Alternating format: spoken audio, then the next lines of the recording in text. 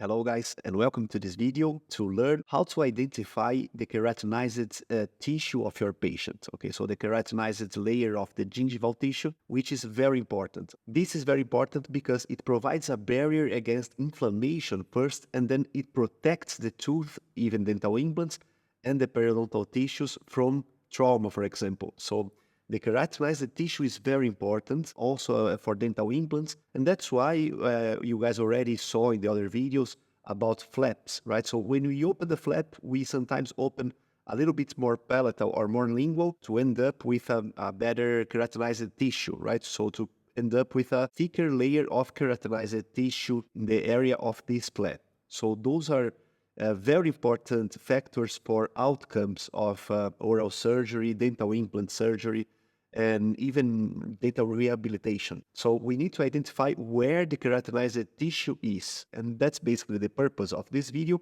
I have here two articles on top of myself for you guys to learn all the classifications, even for dental students, for you guys to prepare for the exams, if this is the topic of the exam, of course. And then we have different ways to measure. Of course, you guys know that probing is something that you need to do, and then you need to identify the width of your keratinized tissue on the surface, right? So you need to identify this in your clinical intraoral examination as well. So without further ado, let's analyze those two pictures, and you guys will understand this a little bit better. Take a look at this. This article here on the right side of your screen is from the best journal, or one of the highest impact factor journals of periodontology, which is the Journal of Clinical Periodontology. And the article is from the August 2024, so it's a very recent article, and still talking about soft tissue phenotype. The better is your width of keratinized tissue, or the higher is your width of keratinized tissue, then chances of periodontitis are lower. Okay, so this is one of the conclusions of this article. Again, I invite you guys to read those two articles. This one here, you guys can open without any cost. Okay, so it's this is very good for you guys to study. Okay, so let's analyze those two pictures. And of course, we have here a buccal view and then a lingual view of this lower arch here, the anterior teeth of a lower arch, right? So you guys are seeing that we have different conditions of the keratinized tissue, and then what to do and how to identify this, right?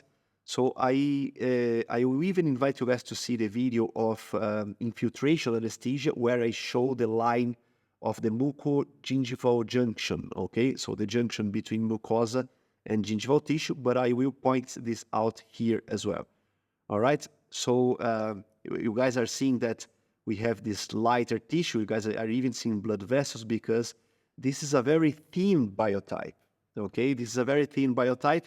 And then we have, take a look at this line here, okay? So we have this line here, and then we have the gingival recession on the central incisor here, and then it's very thin, the layer of keratinized tissue, okay? So the keratinized tissue is on top of this line. It's a whitish tissue, okay? And of course, it's a thicker tissue providing this protection that I was explaining before, all right? And then that's the situation that we have. Now, the problem is that if we continue this line, then we have this continuation here, and below this line, we don't have keratinized tissue, okay? So this would be already the mucosa in contact with the surface of the root because of the gingival recession, and then this is a clinical challenge, okay? We need to clean. You see, there is even calculus plaque accumulation, and then we need to deal with this. So there are several treatments accepted. There is even the surgical treatment to correct the recession of the gingival tissues. Okay, of course, this is topic for another video, but you need to diagnose, and of course, then you will clean, you do root scaling and polishing, you clean with the ultrasound, because those areas will be challenging.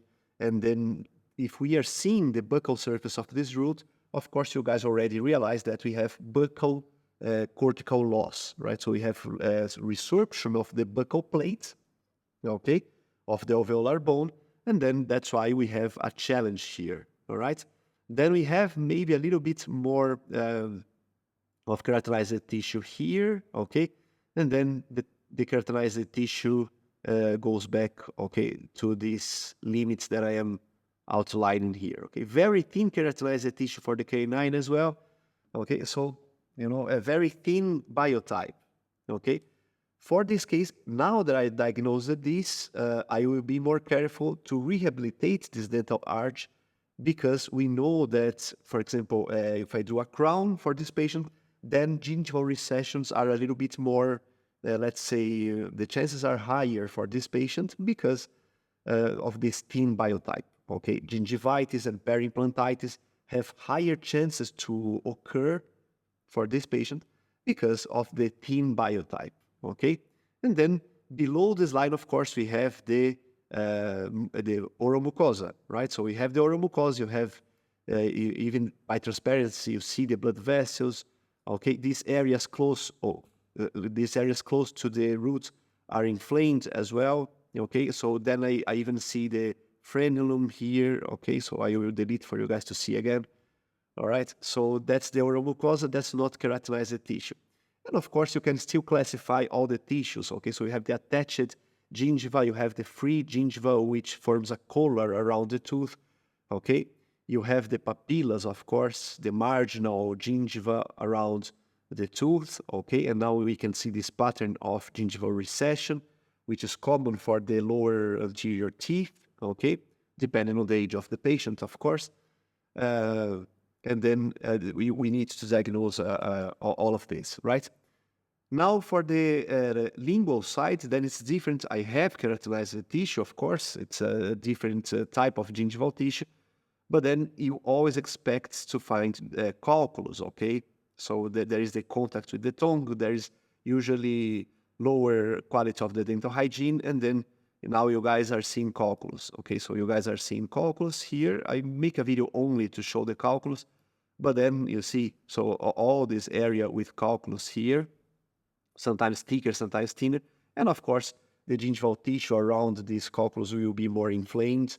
Then you can probe. So bleeding on probing, this is another factor, another variable that you guys want to assess on your patients. That's why you do your very nice periodontal assessments of your patients, right?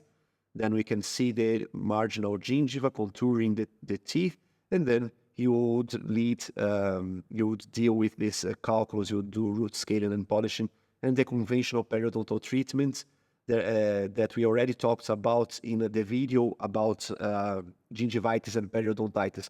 I will add the link here on the top right corner of this screen. It will show up at some point in this video. Okay, so this is a video for you guys to study a little bit more.